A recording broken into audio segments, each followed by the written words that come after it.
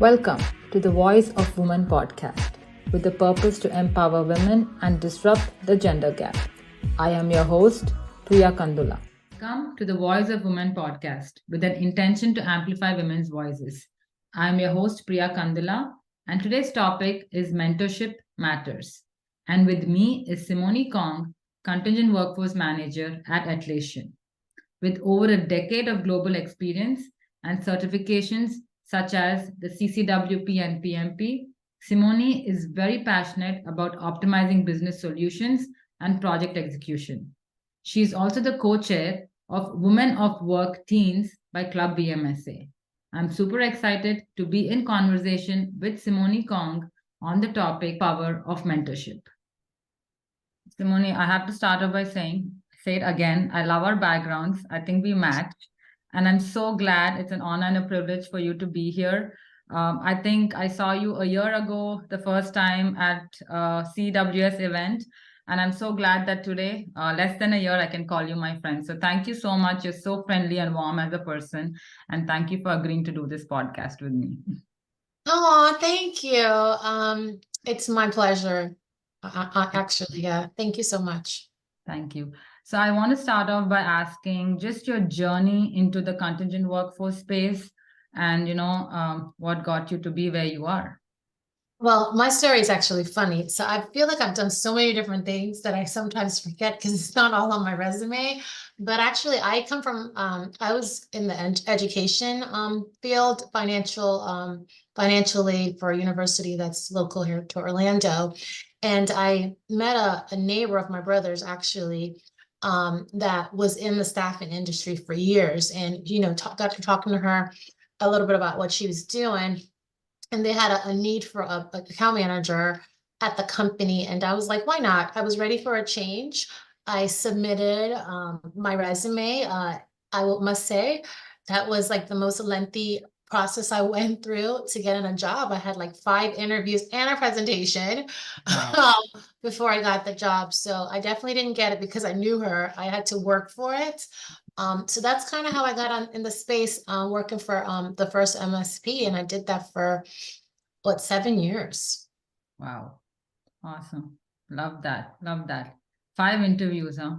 That's crazy. I thought so. I was like, I don't know what else they want from me. Do they want some blood? Because it was like, as an account manager, program manager, you have to be able to present. So the last thing was a presentation on whatever topic you wanted it to be on. And in my past life, I don't know if I like it, but I end up doing it is planning events. So I did my presentation on just the whole event planning process.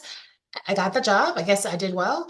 And for me, it was like, it was new. I mean, I didn't go to college thinking I wanted to be in this industry. I don't think any of us did, right? Yes.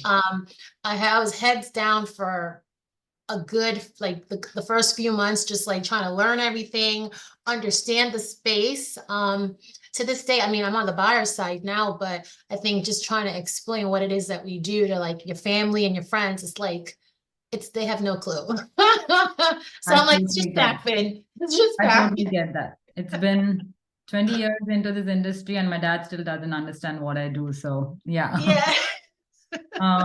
I love that. Thank you so much for sharing that journey. But just in your journey in the last 10 years and over 10 years, specifically into the contingent workforce space, right? Have you faced any unique challenges just being as a woman in a leadership role? For sure. And sometimes what's surprising? Sometimes the challenges are not just coming from the opposite sex. It could be from the same, right? And I think in that first role that I mentioned, working for the MSP, it was my boss's boss. Like, she was very like critical and I would say not patient.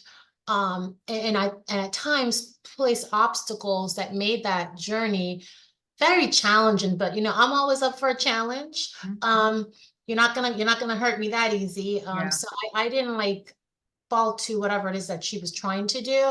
I just kept my heads down, learned what I needed to do, and I succeeded in my role. I remember at one point there was some change in leadership where she was no longer my boss's boss, and they brought in someone else, which was her friend. And I remember when her friend sat in on one of my quarterly business review with one of my accounts, Of course, they all loved me. I mean, I was great at what I did. It was Everybody like, loves you. oh, I don't know about that part, but I remember at the end of it that I got a call from now my boss's boss, which was now her friend, like, and she was like, "Oh my God, like that was so good." And I just Mhm. like I stopped, and it was almost like that backhanded compliment kind of thing. It's like, well, what did you expect? But I think she came Right. into it with whatever expectations she may have had from her friend, who didn't really try to get to know me and really see what I was able to do. No, I love that. And I think you brought up a really important point. So when we talk about the challenges that we face, women in leadership roles, we always have that mindset that it's always coming from the opposite sex. It is sometimes from the same Mhm. sex too. It's women and men, we face challenges from. So thank you so much for clarifying that, and also, being vocal about it, right? Yeah, the reasons could also be like an ageism thing, right? That Mhm. sometimes they're threatened because here comes what appeared to be like a younger new thing. So instead of them really like taking you up, understanding that like this person is new to this industry, and I was like a sponge, just wanting to soak it all up, Right. and really it would have been a great opportunity for her to be a mentor, Mhm. and really provide guidance. And instead, it was like you just try to make my life difficult and just like different little like what she thought were subtle ways. Right. But I'm here and I'm the better of it, so it's all good. Right. That's, yeah. I think challenges are the ones, like stepping stones for us. So sometimes it's good to have that hard boss, I guess. But it's also good to have mentors, like you just mentioned, especially I think women, and, when it comes to leadership roles, we have so few out there, Mhm. we can look up to. Have there been any mentors in your journey, have helped you and really been like a linchpin for you, in your years where you are? Yeah, for sure. I think at that same company, my immediate boss also changed. Like there was a lot of change.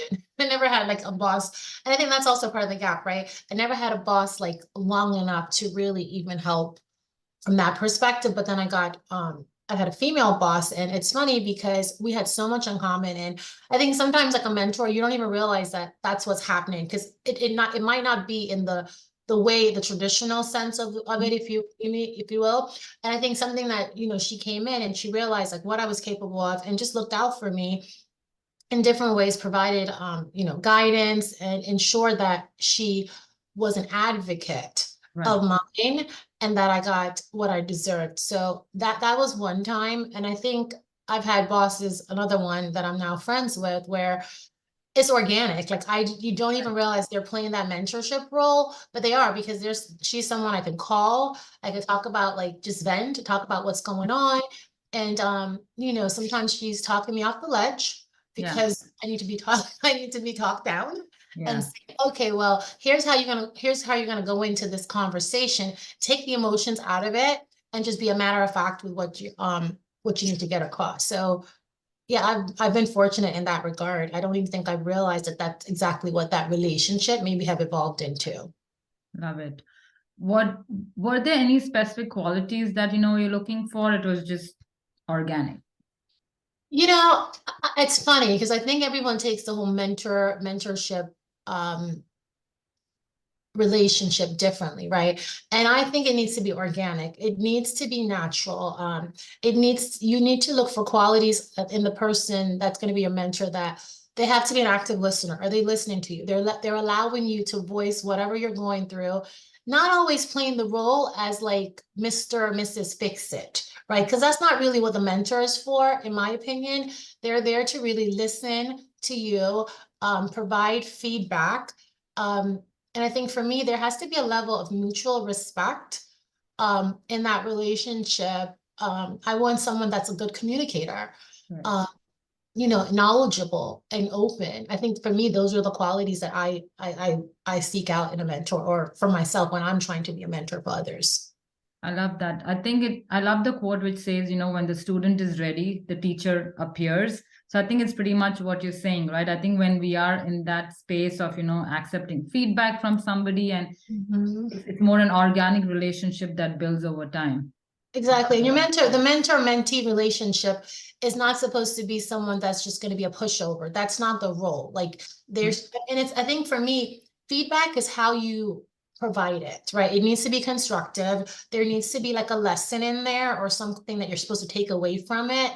And I think that's an important quality. If it's not just a yes person, if that's what you're looking for, I don't really know how much you're going to gain from that. All right. So just for young women out there who are, trying to be, leaders, trying to get into leadership roles, how do you think they can go about seeking mentors? I think we touched on this already, right? It needs to be organic. Sometimes the mentor is already around you. It's in your network. Maybe take an inventory of your network, see who's in the network that's already kind of doing some of the things that you want to do. Do your research on them. Feel it out. I don't know that, like, I think I was reading the book, I think it's Lean In, but I don't want to quote the wrong book, where I think she was talking about how she was looking for a mentor. Like, people just come up to you randomly, like you don't even know them. I don't necessarily think that's the best approach. I think it needs to be someone that you have a rapport with, or at least try to build one first. So that's why my advice would be to like inventory your network first and kind of see what that person is doing, get to know them. Maybe when you go to some of these like social events, get to talking to them, maybe not even about what you're looking for mentorship on, just to get to know them as a person, to see if they're going to be a good fit for you. I love that. I'm always looking for mentors too, like, to help me grow and learn. And I think, like you said, there's not always one person. I think it's, you sometimes, you look back and you're like, oh my God, there was some kind of mentorship relationship there. Have you ever served as a mentor, and how does, how do you like being a mentor to somebody? That's funny because I think the recent success story, it's been part of this other group where they had mentorship sessions like kind of set up, and I got on this call and I was just genuinely just talking with the person, not even realizing that I was actually serving as a mentor. And for me, I just try to, again, just be open, like, because if you're the mentor and you have that wall up and you're not willing to like lend of yourself, it's not going to be a good relationship. So I try to like build that rapport, really listen to what it is that the person is trying to get from the relationship. I try to be supportive. And I think one thing I did in that particular situation was, the mentee was looking for someone that had experience in a different line of business than I have. So right away, I thought of someone else. I'm like, you know what? That's really not my area, but I can happily, like, I can connect you with this other person that can help you with that part of what you're doing. And I think, and that to me was just being honest, right? And that's part of being a mentor. You have to be honest. Maybe you're not the right fit for everything they need, but maybe you can be for a piece of it. So I think there was still some value added with that relationship. Right. And do you think organizations can, provide a space or anything from their end, to ensure that, women in leadership roles can get these mentorships? Because see, I see that, most of the times I think people are so shy or scared, to go and approach somebody and say, not exactly the terms like, can you be my mentor, but I'm facing this challenge, do you have time to help me out, kind of a thing, right? So do you think organizations can do something that they provide that space for people to go and ask for help or mentorship? I think they totally can, and I think they should. I think it should almost be a part of like your review, right? I think, and the mentor doesn't have to be the same sex, right? I think we touched on that before. I think they can put something formal in place where every time you have a new hire, you pair them with someone that's either have been through something similar in the company where they can guide them a little bit. And because sometimes you start with a new company and you don't even know where you want to grow within that company, especially now where a lot of businesses are remote. So folks are getting onboarded remotely. So I think having like a mentor or a senior person, if they could partner you with that person and really ensuring that there's formal check-ins so it doesn't fall off. Like we have something similar at the company that I am at now, but it's more like a buddy system. It's not a formal mentorship program. So I think what I would want to see is like something more formal where maybe it's tied to your review, like, did you have this mentorship thing, and like there should be checkpoints. And maybe the person that you originally get partnered with is not a good fit. And then you reevaluate like every 3 months, like it could constantly change because that person can help you to navigate the company because they've already been there, the culture, maybe provide some guidance as to like, the next step. If the job you're in, there's no like career path like within that job, that there's another role there that they could provide guidance because they've been there. So Right. I think that's how companies could definitely help with that. No, I really like where you said, like, maybe they change the person every 3 months, because Yeah, also different people can provide different kinds of mentorship, right? So you're exactly. getting more variety in mentorship, if I may say. So I think that's great. And real quick, and the thing is, I think like finding a mentor is like finding a therapist. So, I mean, really, right? Not that they're doing the same role, but it's not one size fit all. So All right. that's why I said you have to be open and try to work on building that rapport, because you might realize, you know what, this person could be a good ally, but Right. they're not really like the mentor that like Right. that I'm looking for. So that's Right. something to keep in mind. Like everyone's not going to be a mentor. Doesn't mean you still can't have them in your circle. Just understand what role they may play. Right.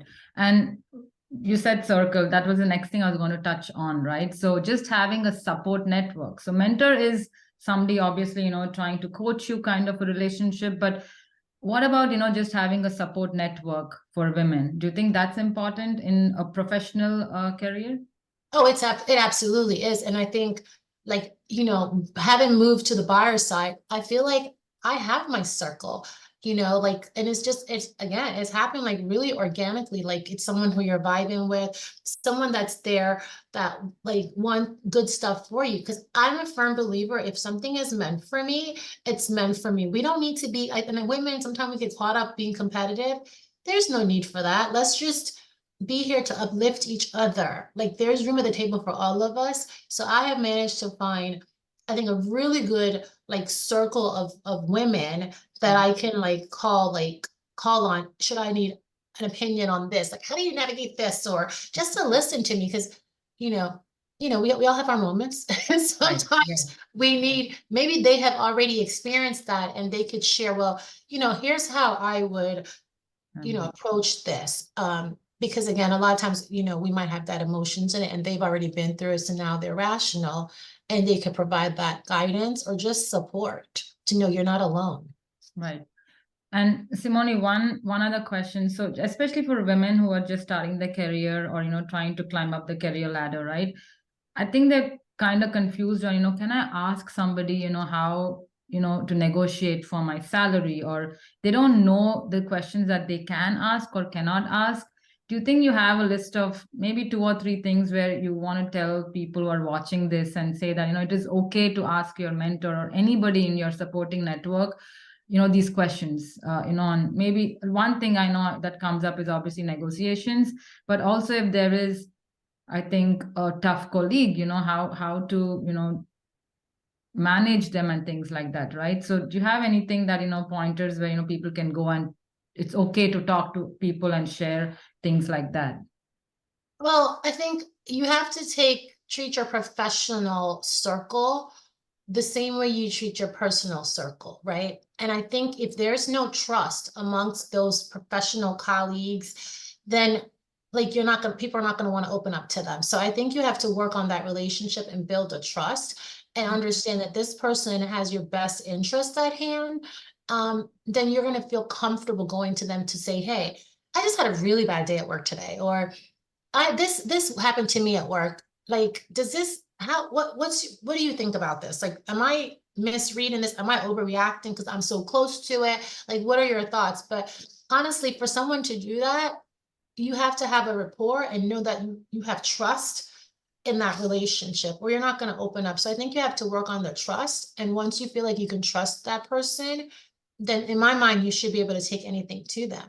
And then they'll provide, if they really care about you, they're going to give you good advice or good direction, right? And sometimes, you know what, when you're on the other end, sometimes people just want to vent. You just need to listen. You know what I mean? Don't always try to be Mrs. or Mr. Fix It, Correct.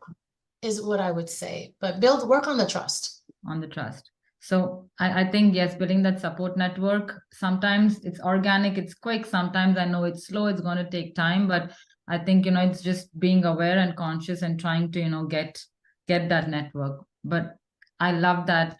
I'm just quickly going to summarize, what you said, because there were such beautiful nuggets out there. I think the first thing that you said was, it's not just the opposite sex, but, sometimes it's also the same sex where, we have challenges, that come up. More often than not, I've seen that, it is the same sex. And then the second, I loved where you said that the mentorship has to be organic. And sometimes you don't even realize that, that person was your mentor until you look back on your journey. And I think that is so true. And the third is about the network of trust, the group of people that, we have to collect along the way. Some of us are lucky that, we find them easily. Some are not. I think, they just have to keep trial and error, I guess. Yeah, and it's funny because even like I feel like you and I, right? Like we interacted a couple times at conferences, and like I think if you weren't open to it, or myself, wasn't open to it, we would have missed out on like, this great relationship. But I think you have to be open to it, and both parties have to be open to it. Correct. Is what I would say. Totally agree. One last piece of advice for just women who are trying to be in leadership, roles, either from your experience or something which, has been like, this really worked out for me kind of an experience. So my advice is, and I have it on a bracelet, which I don't have on right now, is to give yourself some grace. Like being a leader is not easy, especially a woman in leadership. And I feel like from fresh out of college, and I was in a different industry, like I experienced that. And I think what I realized now, looking back, and that was quite some time ago, although is that I didn't give myself grace. I was hard on myself because I didn't know how to navigate, some of the challenges that was happening to me. So I think my advice would just be kind to yourself, give yourself some grace, seek out that support system, seek out other women that will be there to build you up and remind you just how great you are. And I think everything will work out. That is just such beautiful advice. We are hard on ourselves, especially I think we as women, because we're trying to prove a lot more. It's so important to give ourselves grace. And I know I love your intent bracelet. I know I keep looking at it. So I know you live by what you say. I love that. I really, really appreciate the time that you've given me and just shared all these beautiful things. I know it's going to help a lot of women out there watching our podcast. Thank you so much for your time, Semonie. Thank you so much. This was great. Take care. Thank you. Okay. I am truly grateful to you for taking the time to listen, learn, and share today. Please do share it with your friends and family if you got any value from it. Stay tuned for more stories, insights, and tools to empower each other. Let's break the glass ceiling together.